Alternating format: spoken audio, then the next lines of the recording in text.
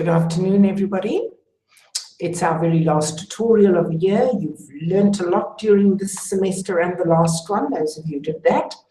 So I feel confident that you're going to do a lot better in this exam than you would have done if you'd written it in the beginning, and that's wonderful. It's wonderful to know that you've benefited, and I know that I'm still marking your essays at the moment. I will send those back to you. In the meantime, I have got some feedback for you. Let's go on to that. And these come from your essays. So I'd like to show you first some general tips that I have for you. I'll send them back to you individually, of course. That will be within a week. And then I would like you to remember these things, these three general tips. I prefer essays with no subheadings. A true essay doesn't have a subheading. When you introduce subheadings, you are actually writing an article. I know that's an academic distinction, but I prefer the paragraphs to do all the work because that's a true essay. I know the first paragraph is the introduction and the last one is the conclusion. You don't have to put a subheading there to prove it. And I should be able to see for myself as I read what each paragraph is about because your paragraphing is good. I don't need subheadings. But find out what your lecturer wants whenever you are writing an essay or an article, and make sure that you do what they would prefer. Point number 2, stop using etc. A lot of you mention 3 things in a list and then you say etc. It would be much better to mention 2 things and 3 full stop. You know what they say etc. stands for? End of thinking capacity. In other words, I don't actually know anymore. It doesn't give a good impression. It's meaningless, so avoid it, please. And then, very important, when you get your individual essays back, study the individual recommendations I have made in reviewing them, because that is your personal attention. And by studying them, not just looking at them, studying and understanding them, you can improve on your performance at the moment. And that's what you want to do. Okay. So, talking about improving, let's have a look at these sentences which come from your essays, and let's see if you can spot what is the word I'm looking for? You can spot the irregularities that occur and fix them. South Africa has many challenges that facing it today, such as economics, politics, and culture. End of thinking capacity. Okay, let's look at that. I hope that you can see that this is not a verb. Challenges that facing, that isn't a full verb. You must just say challenges that face it today. Then it's a verb. But that ing is only half a verb. You can keep it. If you say challenges that are facing it today, that's also all right. Good. So now tell me, are economics and politics and culture challenges? I don't think so. They are just substructures of society. So I think what the student meant to say was economic and political problems and how to deal with cultural diversity. So you can't just write in shorthand, you've got to actually say it accurately. Number 2, this person was talking about how hard it is for university graduates to find jobs. And he or she said, should these graduates seek something to do, and if they fail, they will join the unemployed. Now, the trouble with this is that actually you've got 2 verbs and 2 subjects for one thought. And that is something you should never do. It's enough to say, should these graduates seek something to do and fail, they will join the unemployed. To add if they fail is to add a whole new clause and a whole new subject, and you don't need it. They are these graduates. You already have your subject. So be very careful not to make your sentence so convoluted and knotted up that you end up with more than one subject for one thought or one verb. That is not actually academically acceptable. It's not grammatically acceptable. Okay, I just want to welcome the students who are watching from home and say that you are welcome to submit questions in the Q&A, and I will check there from time to time and see if I can help you with anything. Let's go on to some more. These are more common errors from your own essays. If they will make this mistake, the future will be uncertain. Now, when we use the conditional structure for sentences, then we use the present tense with if, and the future tense comes in the second part. So you must delete this will. The correct way to say this is, if they make this mistake, the future will be uncertain. That's one of the established ways of expressing a condition. Okay, number 4. Socialism system prevents violence in the country. The trouble with this is that once again, this verb prevents has got 2 subjects. That's grammatically impossible, actually. Is it a system that prevents, or is it socialism that prevents? You can just delete this word system and say socialism prevents violence. If you want to keep the word system, then you have to change this into an adjective and say a socialist system prevents violence. Then socialist is an adjective describing system, and you've only got one subject for your one verb. That's okay then. Number 5. I am going to discuss about optimistic and pessimistic view of the future. There are 2 mistakes here. I hope you can see them. The first one is that it is incorrect in English to say discuss about. Please never, ever do that again. The verb discuss takes an object directly. So we say, I'm going to discuss optimistic and pessimistic views of the future. You talk about, you think about, but you just discuss. So remember that. And I think you heard me saying views. This definitely has to be a plural, because the optimistic view is one view and the pessimistic view is another view. So you end up with views of the future. Good. Number 6. Looking back at the history of South Africa, apartheid played an important role. Now, once again here, we are dealing with a problem related to ing words. This is actually an adjective. Looking back, you've got to say who or what is looking back. And unfortunately, after the comma, you've got the word apartheid. So actually, grammatically, your sentence means that apartheid is looking back. And that isn't what you meant, but it's what your sentence means. So you can't do that. So my strong advice to you is to put your subject with the ing closely so that you can say, as I look back at the history of South Africa, I realize that apartheid played an important role.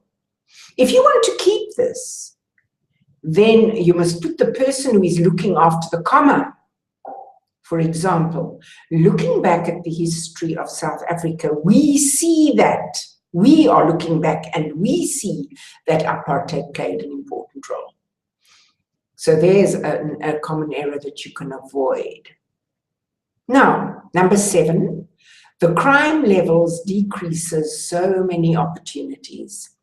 This is a case of the verb not agreeing with the subject. This subject is plural, And if we say levels, then we have to say decrease. No S, delete that S. You could use other verbs as well, but no S. You could say the crime levels curb, the crime levels limit so many opportunities. Okay. Now, look at this. This student was very correct in that he or she gave an inline citation for the writer Ginsberg. But what's wrong with the way she did it? Can you see that? Ginsberg asks how we are to create a wealthy society, and she gives the credit to him in brackets, quite correctly, 1998 book, pages 4 to 6. The only problem is that you must please put that citation immediately after the name. So it's a simple case of word order. Ginsberg, this date, asks how we are to create a wealthy society. Now, number 9. How do we get rid ourselves of the high levels of crime? Now, there are 2 ways of talking about getting rid of things, and you can't combine them. You've got to choose one or the other. For example, you can say, how do we rid ourselves of the high levels of crime? That's fine. Or if you want to use this word get, then you must delete ourselves. How do we get rid of the high levels of crime? Or how do we rid ourselves of the high levels of crime? But you can't combine those 2 ways of talking about it. Right, now the mock exam. This old exam paper, which is a very good example of what you can expect, is actually in your lessons. I hope you've already had a good look at it. And if not, then I suggest that the way you use this tutorial is to go and watch this video by Jim Key. Follow this YouTube link. Play it twice, take notes and everything, and then test yourself. Then see if you know the answers. So you know that you can stop listening now and you can listen later on the YouTube link. If you've already looked at it, then you check your answers by listening to what I have to say now. So here were the questions on the video clip, and I promised you I would give you the answers so that you could check. What could they smell in the movie theater? And the answer is, let me just see if somebody at home has already written that answer.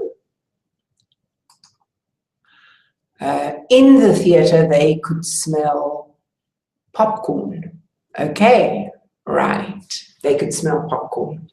And what was the speaker's funny metaphor for crying? He said something very funny, and in other words, what did he say his eyes started doing? The answer is he said that his eyes started sweating. That is really weird. And what did he say his daughter had not learned yet? She had not yet learned that it is okay to whisper.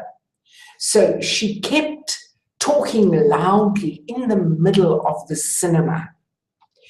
And then what did she do when he ignored her? She didn't take the hint that she should be quiet. She just spoke more and more loudly. So it became very embarrassing. And what was the name of the movie they were watching? Oh my goodness. I didn't write this down and I've forgotten. It was a sports movie.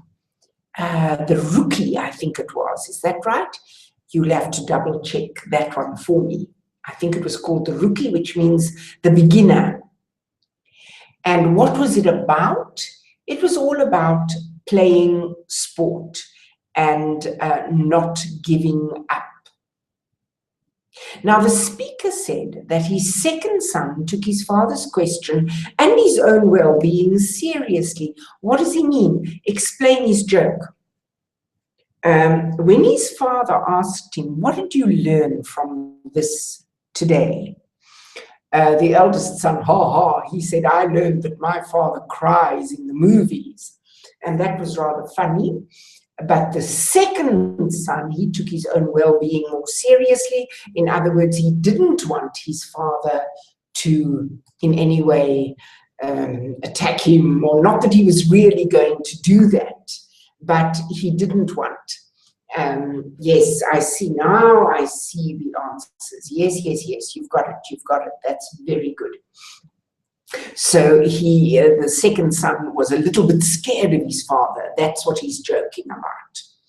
Whether it's true or not is very unlikely, but it's just a joke. Now, what are the reasons that we stop dreaming and hit a wall? That you can't say just in one sentence. You have to give a few. For example, we stop dreaming. We stop believing that all this is possible. We start getting too busy with surviving in the real world, and then we just give up. Now, write down the quotation from Martin Luther King. What did Martin Luther King say? Anybody? If I remember correctly, now it's been a while since I did this, unfortunately, but I think he said that it's about not giving up. I will put this into the resources. Okay, I'll put these answers into the resources for you soon, so that you can double check that. Okay, and then at the very end, how does he finish his talk? What he does is he says, in mime language, never give up, because he had been describing this young girl who was a mute person. She couldn't hear, she couldn't speak, but she actually performed a song in sign language, and it was very touching. So he also said, it's never too late. It's never too late, and he did it in sign language. So that was really quite beautiful. Right. Now we get to the part of the mock exam where you've got to read for comprehension. And once again, I haven't put the entire passage, it's long, onto this tutorial, because it is available in lessons, and I hope you have read it. But let's at least start reading it together. Rembrandt van Rijn, who lived from 1606 to 1669. And it says, Rembrandt van Rijn was born in Leiden, the Netherlands. His father was a miller. That shouldn't be a capital M, actually. A small m is fine. And what does a miller do? He grinds corn to make flour. He works in a mill. Okay, and he wanted his son to get an education and achieve professional success. So Rembrandt was sent to the local university, where he studied science and anatomy. It was there he gained his knowledge of the human body, which he would use during his artist's career. He could paint people much better because he had studied what the human body really looks like. And then the next part, Rembrandt wanted to paint more than anything else. So he left university to study painting under Jacob van Schwanenberg, learning about Italian Renaissance artists such as Leonardo da Vinci. He was influenced by the work of Caravaggio, a revolutionary artist known for his unorthodox use of lighting and the disturbingly erotic manner in which he presented his subjects, even biblical figures. He painted them with a kind of love. Now, as I said, the rest is available, so I've said, yeah, go and read the rest of the article in lessons, and then consult this tutorial when you want to check your answers to these questions. So, presuming you have now done that, and welcome back, you can stop this tutorial if you need to go and do that first and listen later. Good. We start with true or false questions on the passage about Rembrandt van Rijn. Now, Rembrandt wanted to be a scientist. What do you say to that? These are easy to answer. You can just say a T or a, a true or a false there. And it is false, quite right. More than anything, Rembrandt wanted to paint. But he went and studied science because his father wanted him to, right? And Rembrandt could not paint when he felt depressed. This is not true. He went through so much hardship and heartache in his life, but he never, ever stopped painting. No matter what he was going through, he seemed to be able to express it and use it to paint even better. So that one's false. And then Rembrandt painted about 600 self-portraits. That is false. He painted a lot of self-portraits, but not 600. He painted maybe 600 paintings in his entire life. Okay, and then Assessio Bonorum allowed Rembrandt to declare himself bankrupt without being disgraced. That is true. In those days, it was a terrible disgrace to be bankrupt. I suppose it still is, but you would definitely be put into jail, for example, for something like that. And this didn't happen, even though he had all these financial problems. He could declare himself bankrupt and still go on painting. They kind of made an exception for him because they knew he was an artist and they had sympathy for that. And is it true that Rembrandt outlived all his children? No, that is false. Rembrandt outlived many of his children, but not all. For example, Titus outlived him. How many children did Rembrandt and his wife Saskia lose before Titus was born? And the answer is they lost 3 children. Now, some more general questions. I want you to find a single word from the passage, as you saw. Which word on page 2 tells you that Rembrandt never officially married Hendrika Stoffels? And the word is common law. She was his common law wife. In other words, they were married in the eyes of everybody's society. It was generally known and accepted that they were a couple, and that was enough. And then, which word on page 3 means to drive out demons? And that, of course, is to exorcise. Exorcise. I hope you found that one. Now, in just 10 to 20 words, explain what Titus and Hendrika did to prevent people who had lent Rembrandt money from seizing his paintings as payment. And what they did was they started a company. And they called Rembrandt their employee. He didn't own those paintings. He just worked for them. And he had to then give the paintings to them, so they weren't his property that creditors could come and seize. Now, of course, you must say that in just 10 or 20 words. I've explained it in a long-winded way. I'm sure you managed that. Now, the next thing is the summary. As you saw in question 3, you were asked to summarize the entire article in 360 to 400 words. And just to remind you about summarizing, I said, select the most important information, write it in mainly your own words, don't add your own ideas or opinions, remain within the limit set, which is 360 to 400 words, but still write in full and flowing sentences. You cannot write in a kind of telegraphic style because you're trying to save words. You've got to write nice English sentences, and if it's too long, then you decide to cut out certain facts. Okay.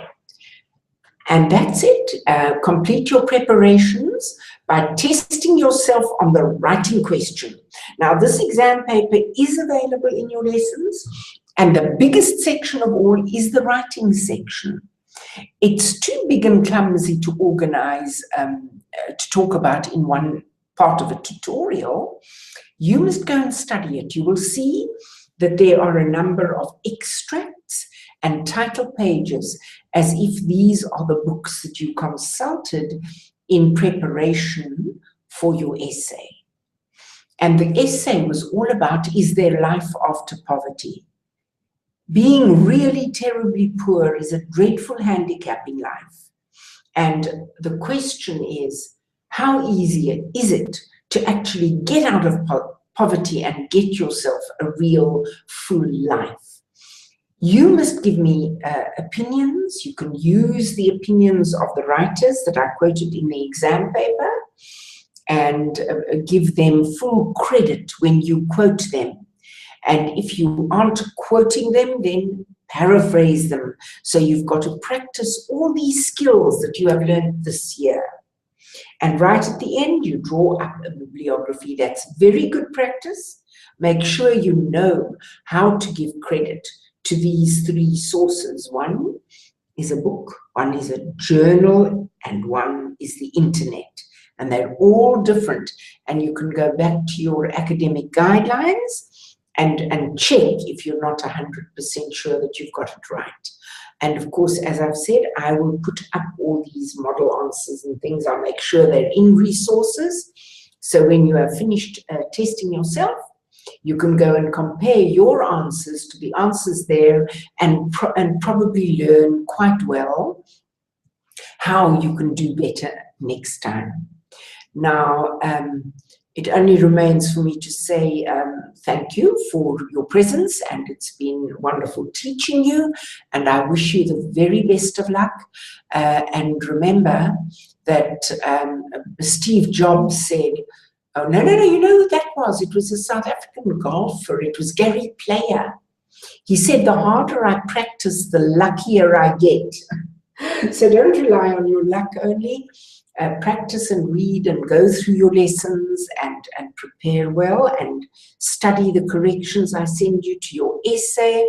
And I'm sure that you will be able to enjoy doing that final exam in 2 weeks' time. Thank you. Goodbye.